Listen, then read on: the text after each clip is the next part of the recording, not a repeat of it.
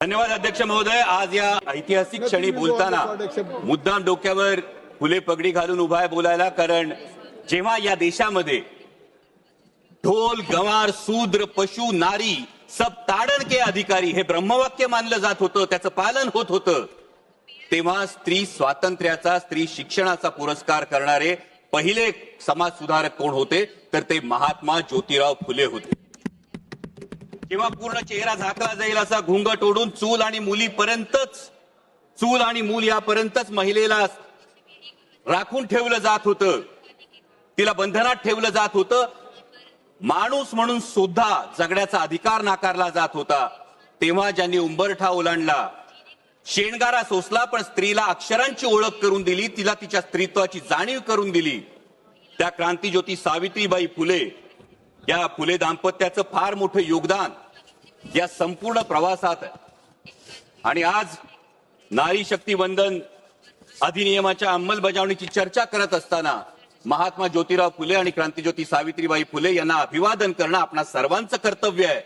आणि त्याच वेळी त्यांच्या द्विजन्म शताब्दी वर्षातही अजूनही त्यांना भारतरत्न पुरस्कार आपण देऊ शकलो नाही, हे देशाचं दुर्दैव आहे.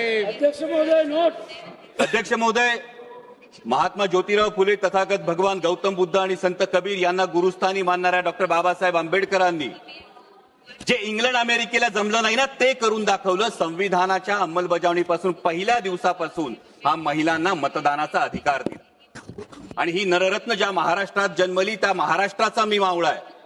या महाराष्ट्रात एक फार मोठा मातृत्वाचा, नेतृत्वाचा आणि कर्तृत्वाचा वसाडी वारसा आहे. जो मातृत्वाचा वसाडी वारसा आहे तो राष्ट्रमाता जिजाऊ माँसाहेबांचा आहे. कर्तृत्वाचा वसाडी वारसा क्रांतीज्योती सावित्रीबाई फुल्यांचा आणि नेतृत्वाचा वसाडी वारसा पुण्यश्लोक अहिल्याबाई होळकरांचा आहे. आणि त्यामुळे या महिला आरक्षण विधेयकाला विरोध असण्याचं काही कारणच उद्भवत नाही. इतकंच नाही अध्यक्ष महोदय, तर देशात पहिल्यांदा स्थानिक स्वराज्य संस्थांमध्ये 33% महिला आरक्षण देणारं राज्य हे महाराष्ट्र होतं आणि तेव्हाचे मुख्यमंत्री होते आदरणीय शरदचंद्रजी पवार साहेब. देशाला पहिलं महिला धोरण देणारे, संरक्षण दलात महिलांना नोकरीची संधी देणारे, वडिलोपार्जित संपत्तीमध्ये सुद्धा महिलांना वाटा देणारे आदरणीय शरदचंद्रजी पवार साहेब होते. आणि त्यामुळे या महिला आरक्षण विधेयकाला विरोध करण्याचा मुळीच प्रश्न नाही. आणि जर कोणी म्हणत असेल की कुणाला वाटत असेल की हे करून आपण उपकार करतो, तर त्यांना एवढंच सांगू इच्छितो की उपकार आपण करत नाही आहोत, तर त्या मातेनं आपल्याला जन्म दिला आणि हे जग बघण्याची संधी दिली, हा तिचा आपल्यावर उपकार आहे. पण अध्यक्ष महोदय, एक अंतर्मुख होऊन मात्र विचार करावा लागतो की एकीकडे आपण नारी शक्ती वंदन विधेयकाच्या अंमलबजावणीची चर्चा करतो आणि त्याच वेळी आपल्याच देशामध्ये बेटी बचाव बेटी पढाव हे अभियान राबवावं लागतं. त्याच वेळी आपल्या देशामध्ये महिलांवर होणाऱ्या अत्याचारांची संख्या दिवसेंदिवस वाढत जाते. लाखो महिला या बेपत्ता होण्याच्या तक्रारी नोंदल्या जातात, त्याच्यावर कुठली ऍक्शन घेतली जात नाही. आत्ताच अध्यक्ष महोदय महाराष्ट्रामध्ये एका भोंदू बाबांचं प्रकरण समोर आलं आणि त्या भोंदू बाबाचं प्रकरण समोर आल्यानंतर त्या लैंगिक अत्याचार प्रकरणातले व्हिडिओज हे समाज माध्यमावर जर व्हायरल झाले तर मग तपास करणारे अधिकारी आणि पर्यायानं गृहमंत्री म्हणून त्यांची या महिलांचं संरक्षण करण्याची जबाबदारी नव्हती का, हा प्रश्न निर्माण होतो.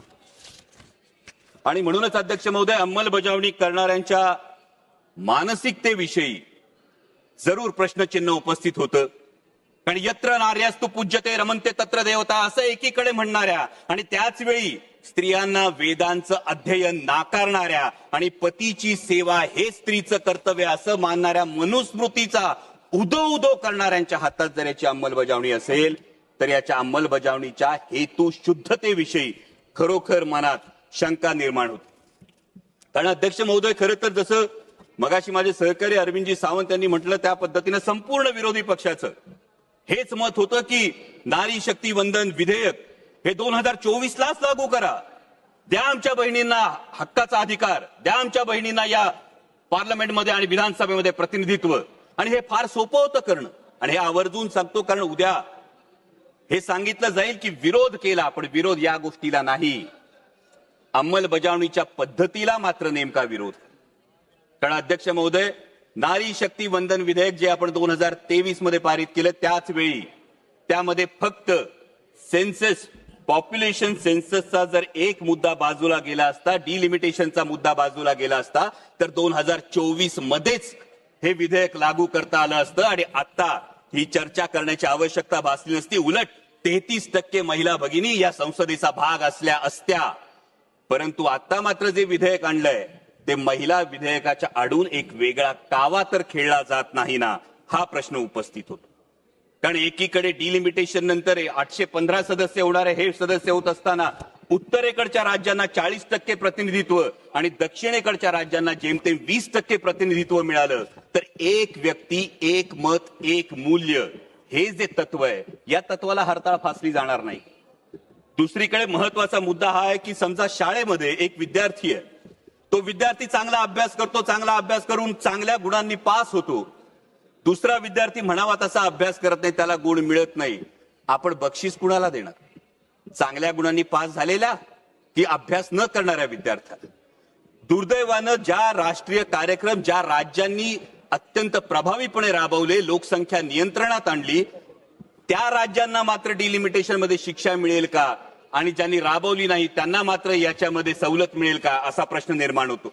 दुसरा महत्वाचा मुद्दा येतो तो प्रादेशिक असमतोलाचा. दोन महत्वाचे मुद्दे सर. प्रादेशिक असमतोलाचा मुद्दा आज आपण बघतो संपूर्ण देशामध्ये शहरी भागामध्ये लोकसंख्या फार मोठ्या प्रमाणावर वाढली आहे आणि डिलिमिटेशनचा निकष हा फक्त लोकसंख्या असेल तर शहरी भागातलं प्रतिनिधित्व फार मोठ्या प्रमाणावर वाढेल आणि त्याच वेळी ग्रामीण भागाचे मुद्दे, ग्रामीण भागाचे प्रश्न मांडण्यासाठी, माझ्या शेतकऱ्यांचे, माझ्या कष्टकऱ्यांचे प्रश्न मांडण्यासाठी पुरेसं प्रतिनिधित्व मिळेल का, हा पुढचा फार महत्वाचा मुद्दा आहे.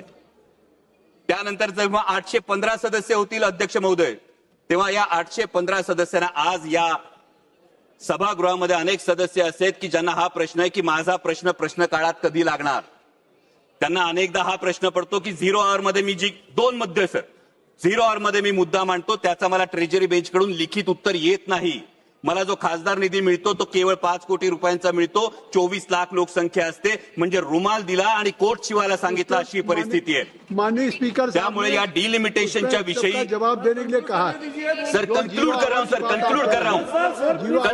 हूं सर. त्यामुळे या डिलिमिटेशन विषयी पारदर्शकता आणि सुस्पष्टता असणं हे अत्यंत आवश्यक आहे, जेणेकरून कुणावरही अन्याय होणार नाही.